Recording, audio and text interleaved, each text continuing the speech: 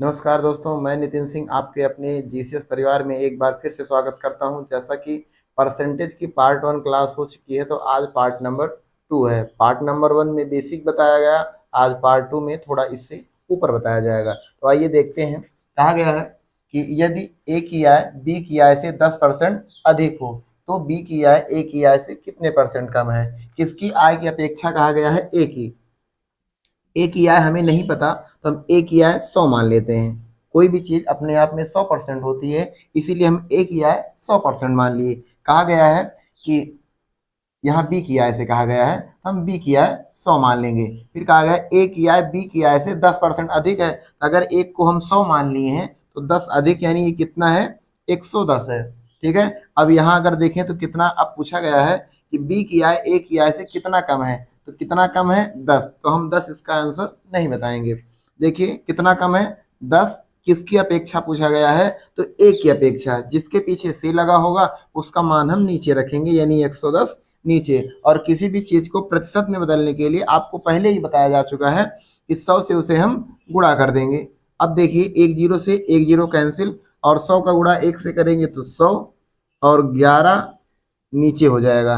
अब इसे हम भाग देंगे तो 11 नवा 99, एक बचा ऊपर और नीचे 11। इतना परसेंट, जो कि ऑप्शन नंबर थर्ड में कहा गया है। आइए देखते हैं सवाल नंबर दूसरा। आइए देखते हैं सवाल नंबर दूसरा। कहा गया है यदि नीता का वेतन पायल के वेतन से 25% अधिक है, तो कहा गया है पायल का वेतन नीता के वेतन से कितने परसेंट कम है। एकदम सेम इसके पहले ऐसे ही सवाल था। तो देखते हैं, नीता का वेतन पायल के वेतन से इतना अधिक है। तो हम जब भी दो चीज में कंपेयर किया जाए और किसी एक से कहें कि इससे अधिक है, तो उसका मान हमें पता होना चाहिए। अब यहाँ नहीं पता तो इसे हम 100 मान लेंगे। कहा गया है नीता का वेतन इससे अधिक है, कितना? 25। ये हो जाएगा 125, क्योंकि 100 का 25 25 ही होगा। तो 100 में 25 ऐड करेंगे, 125 हो जाएगा। फिर पूछा है पायल का वेतन कितना कम है, तो 125 से 25, डायरेक्टली 25 पहला ऑप्शन है, ये आंसर नहीं होगा। इन दोनों में कंपेयर करेंगे तो कितना आएगा? 25 कम है। और फिर बताए थे जिसके पीछे से लगा होगा उसका मान नीचे हो जाएगा, यानी नीता का वेतन कितना है?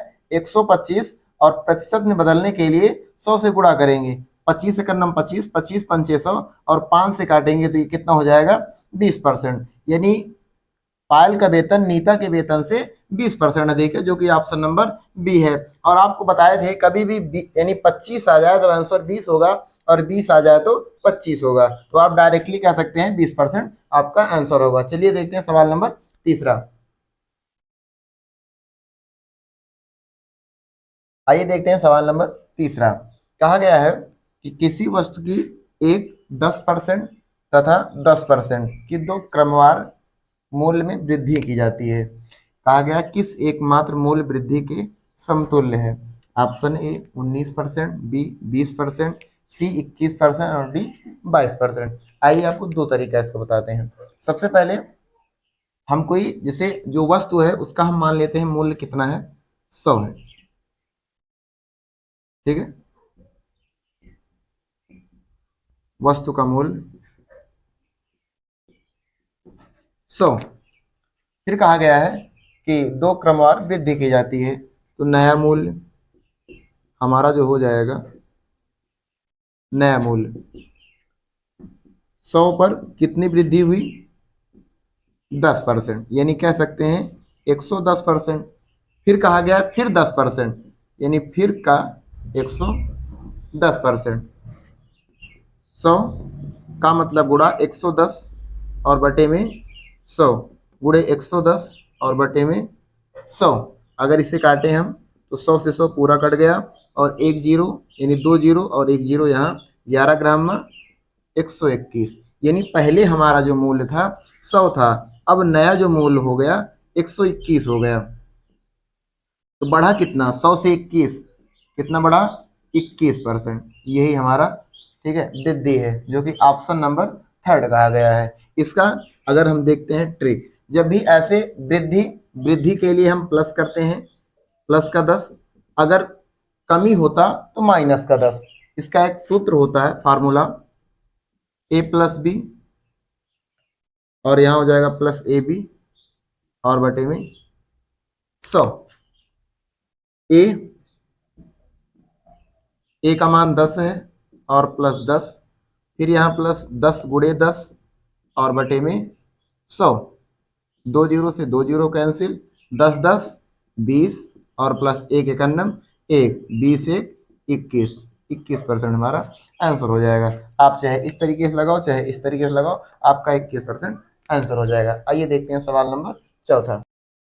आइए देखते हैं सवाल नंबर तीसरा।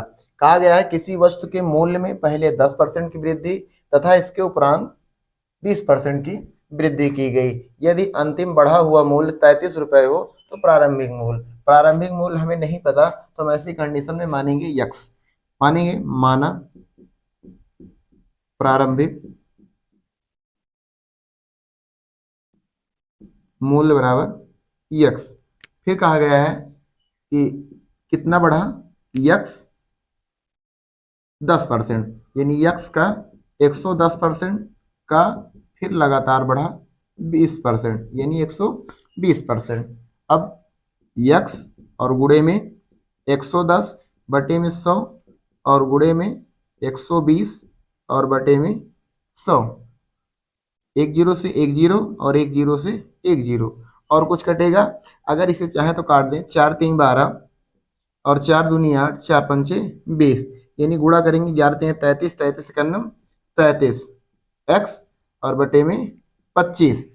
हमारा बढ़ा हुआ मान आया 33 एक्स बटे 25, लेकिन वहां कहा गया है कि 33 बढ़ा, यानी 33 एक्स बटे 25 बराबर 33 के।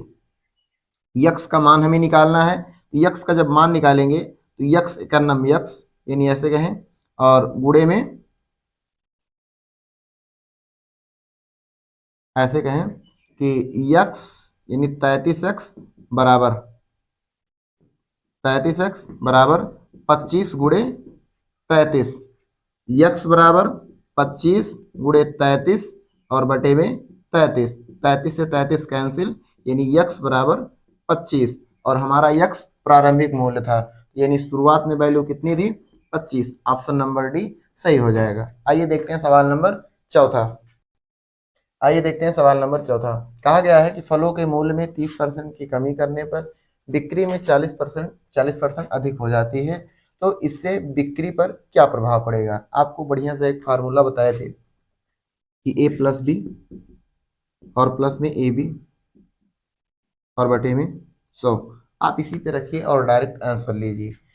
ए 30% की कमी, कमी है तो माइनस का 30 प्लस 40% की वृद्धि यानी प्लस का 40, और फिर कहा गया है प्लस का चिन्ह लगाइए, -30 और गुणे में, यानी यहाँ आप माइनस कर दीजिए, -30 और प्लस में 40 बटे में 100, यहाँ गुणा का चिन्ह, 2 जीरो से 2 जीरो कैंसिल, -30 प्लस 40 प्लस का 10 और यहाँ 4 3 12 यानी माइनस का 12, 10 में से 12 नहीं जाएगा, 12 में से 10 घटाओ 2 यानी माइनस का 2। अब इसमें दो दो ऑप्शन है तो माइनस है, यानी 2% की कमी हुई है। आपका ऑप्शन नंबर डी सही हो जाएगा। आइए देखते हैं सवाल नंबर पांचवा। आइए देखते हैं सवाल नंबर पांचवा। कहा गया है कि अमन का खर्च विमल के खर्च से 30% अधिक है तथा विमल का खर्च रमन के खर्च से 10% कम है। तो कहा गया यदि तीनों के खर्च का योग 6,447 रुपये हो तो अमन का खर्च कितना है। सबसे पहले तीनों का हम नाम लिख लेंगे, शॉर्ट नेम, अमन से ए फॉर अमन, और विमल और रमन। कहा गया है कि अमन का खर्च विमल के खर्च से 30% अधिक है तथा विमल का खर्च रमन के खर्च से 10% कम है, तो हम रमन का खर्च मान लेते हैं कितना है 100 है, 100 है, 10% कम है, यानी ये कितना हो जाएगा 90, क्योंकि 100 का 10 निकालोगे तो 10 ही आएगा और 10 घटाएंगे तो 90 हो जाएगा। अब हम निकालेंगे 90 का 30%, 90 30%, 2 जीरो से 2 एक कैंसिल और 9 तिरिक 27, यानी 90 से 27, यानी ये कितना हो जाएगा 117। आप चाहो तो यही डायरेक्टली आंसर बता दो, नहीं तो थोड़ा और आगे चलते हैं हम।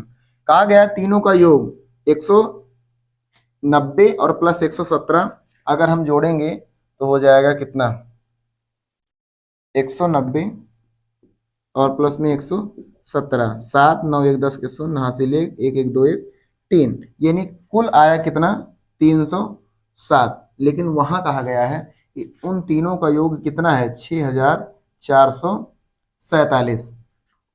अगर हम पहाड़ा पढ़े तो 307 एकन्नम 307 और 307 दूना तो हो जाएगा कितना 614, 614 बचा कितना 30, ये 30 इसके सामने लग जाएगा, यानी 307 एकन्नम 307, यानी हमारा एक का मान आया 21।